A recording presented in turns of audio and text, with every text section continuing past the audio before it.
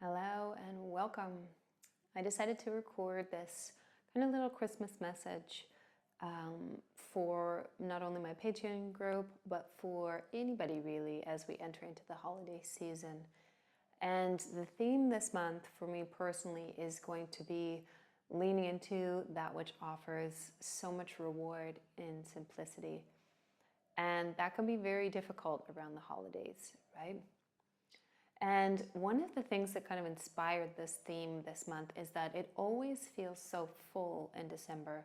And I'm pretty sure that most of you can relate, regardless of whether you have big families, little kids at home, whether you enjoy the holidays, whether you don't. The frequency and everybody's collective kind of anticipation really tends to affect and build as we move towards the end of the year. And ironically, it's also in some parts of the world, in the majority of the world, we're going through still a lot of weather influx, more than normal, let's say rain, huge rain floods in Southeast Asia, seeing a lot of snow in North America. And even as I shoot this, there's this like overcast sky behind the Christmas tree and then this full-on beam of sunlight. And Bali really tends to have that effect on me these days. It's not because of the, pristine beaches, which also have the other side to them, the garbage from the ocean. It's not the amazing colors and the fruit and the people, even though that continues to remind me on a daily basis of how in connection with each other they are. There's so many aspects of where we live that have an influence on us, regardless if you feel like participating or not. And for this month with the group of yogis that I'm practicing with and that we're moving towards is really how to sink into the pelvis, the area of the body, but really the things that are sticky within our understanding or our awareness, meaning it's not quite black and white. And if you've seen any of my social media lately, never know who sees what.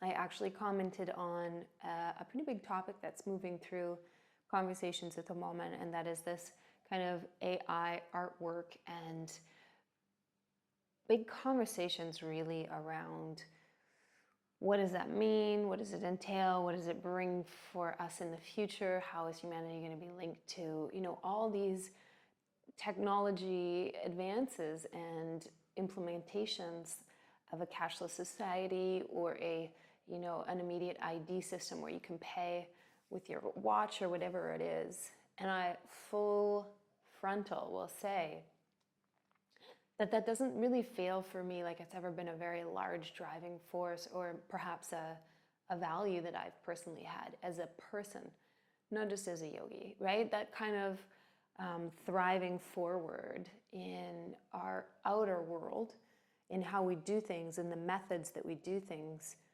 didn't really ever capture my attention.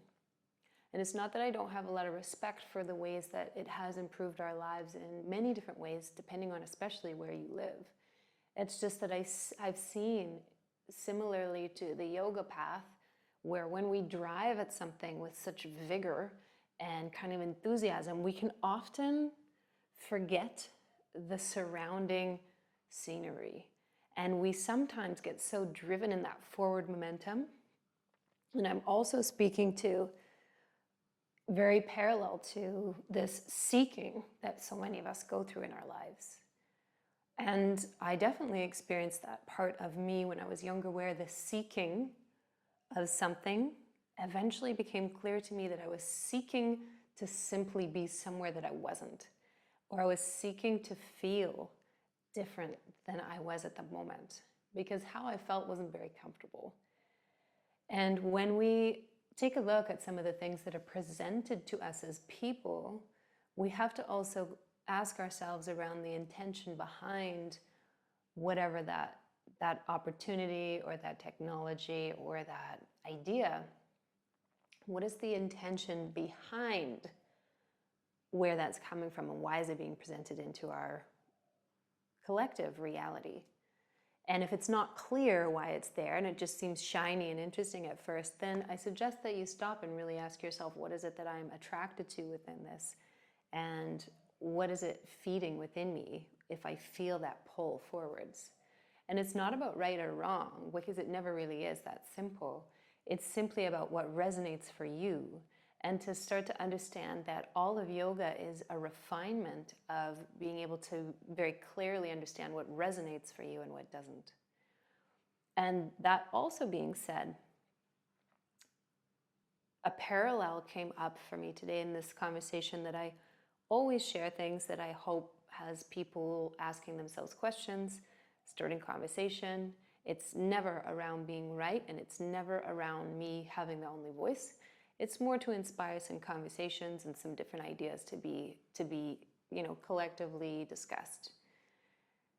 And this is very similar to what comes up around the Christmas time. We have such a huge, huge repression, I think, of the fact that we are allowed to have differences. This repression of expression has been going on for quite a long time. This repression we've seen now of new ideas being presented that some people struggle to understand, that many people want to see happen. Some people think are a threat to the way we do things. Some people really can see the benefit to the collective. There's many, many layers to this. And when we look at any topic, whether it's healthcare, family systems, governments, societies, religion, the purpose of religion, any way that we look at these topics, there's many, many layers to every single one of them. And so what I noticed when we began this conversation, and the one that we have actually with ourselves on our mat, it's not about being right or wrong from day to day. It's just about understanding yourself. What am I able to connect to? What am I able to sift through the many different surface ideas to understand the core truth in what I feel is the core truth? Because your truth might not be the same as someone else's truth. And that's often what we're seeing lately. And that's not a bad thing, right? And so we come to these holidays where we're supposed to spend time with our families. And for many people, that brings with it a lot of heartfelt desire to connect. And what happens for many people, and some of us, and it's happened to me in my life too, is that the connection that you're craving doesn't quite transpire. And often the connection doesn't transpire because you have resistance to how you're not similar, or the friction is just simply too much for you to be able to find a commonality and a connection point. And again, it's going to be mirrored fully in the yoga practice, because we are going to have understandings that arise in our lives, things that we stand behind, things that we're experiencing or learning about, and then we're obviously going to say, this is what I express, this is what I want to express, this is what I believe to be true, and you're likely going to have someone else who comes in to counter it or sees differently. And that's part of the practice. That doesn't make you wrong and them right. Right? So can we hold this as we move forward into December? Because it's a very easy time for things to become very compact. Right? And so when we think about an ending, whether it's an ending of a relationship or the ending of a book or a movie, there's a bit of a climax. And I often feel energetically that towards the end of the year, the end of December, whether you're into New Year's resolutions or not, we have a collective sense of an ending and awareness of a beginning. And with that can come a little bit of momentum and possibly some pressure around how you're feeling. And again, it might not just be around how you're feeling, but what you're picking up on from everybody else around you. And can we move into this rhythm for the rest of the month and be able to become a little bit more aware of when we're caught up in either a current or a thought or an emotion or a conversation that isn't necessarily ours to take on.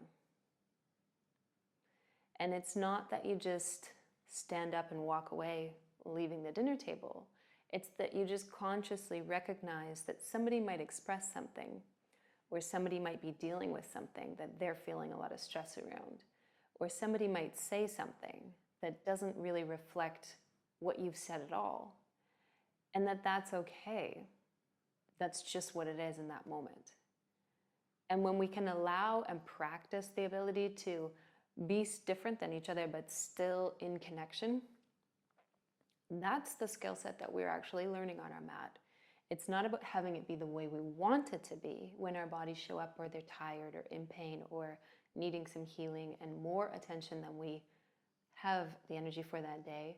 It's not the way we want it to be. It's actually the ability for us to step into our practice and work with what is happening in the moment. Work with two potentially very different sets of belief systems. Work with very different personalities at a gathering. Work with a conversation that you can see is clearly maybe not going to come to a conclusion, and that's okay too. Working with a body that you feel is a little grumpy because it's cold, or you'd like to have a very empowering yoga practice, but your heart and your soul are actually quite tired because you've been busy. So I offer you this season. I know it's easy to say in theory that we want to slow down and really soak in the essence of the season, but it's not about the appearance of Christmas. It's not about how many presents we have, and we know this, but it's very different when we get caught up into our rhythms and different expectations around how we should show up. And similarly to this conversation with AI, sometimes we get so caught up that we actually miss the simplicity and the beauty of what already exists. And so wherever you can we practice this month really taking a moment every time we notice the sweetness of the season or the way we connect to people we haven't maybe connected into for a while, and all of the people that you get to enjoy in your life, and all of the celebrations you might participate in or not. And use this time just as a reminder to either lean in or lean into yourself, right? Lean into socializing and embracing the season, or lean into spending time and nourishing yourself. But whatever it is, recognizing that there's no wrong way to feel, and that we have this massive expectation around this time. And when we remove that, we can have a very different experience. I hope that offers you something to chew on for the month of December.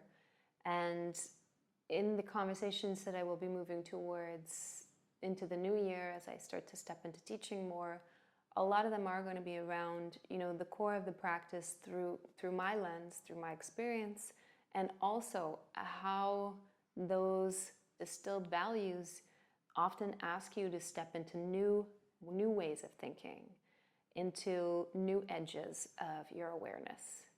But when we don't know where we come from and we're kind of looking for set ideas to actually be solid and not ever challenged, that's when we come up against resistance. And that's when our minds, who prefer black and white thinking, often struggle to see the simplicity and the beauty that already is there.